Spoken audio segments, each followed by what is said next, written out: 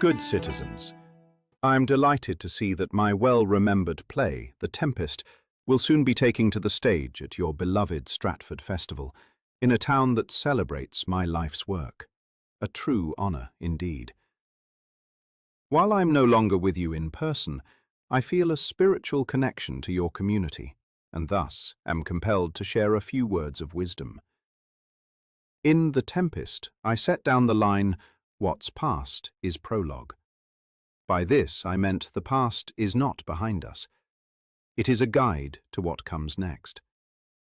The storm I summoned in my play was not intended to destroy, but to stir reflection among those cast upon uncertain shores. For after any storm comes an opportunity to rebuild and create anew.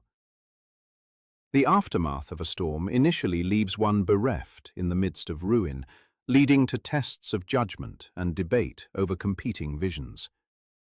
Now, in my metaphorical return to Stratford, I discover that your fair city is at a crossroads, a moment of decision with a consequential choice. What's remarkable, almost magical about Stratford, is that this is not the first time. You have been here before.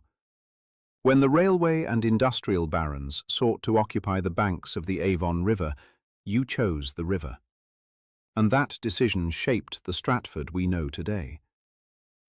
When Stratford City Hall was threatened with demolition, you chose preservation. And that choice became the foundation of Ontario's heritage movement. These were not decisions made for the moment. They were decisions made for generations. Now the future of the Grand Trunk railway shops stands before you. There is, I observe, a pressure toward the short term, a pull toward economic expediency, anxiety over uncertainty, and a desire to resolve and move forward. But not all things of value can be measured in the short term.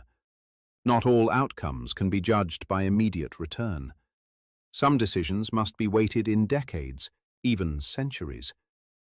As I once wrote, "The rarer action is in virtue than in vengeance."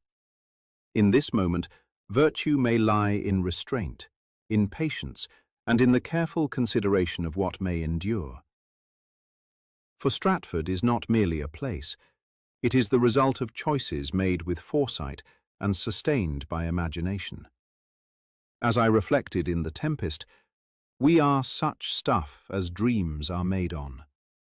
And it is those dreams, honoured or discarded, that shape the future.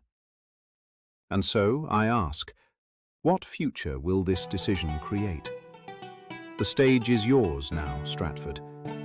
I take my leave and trust that you will choose wisely.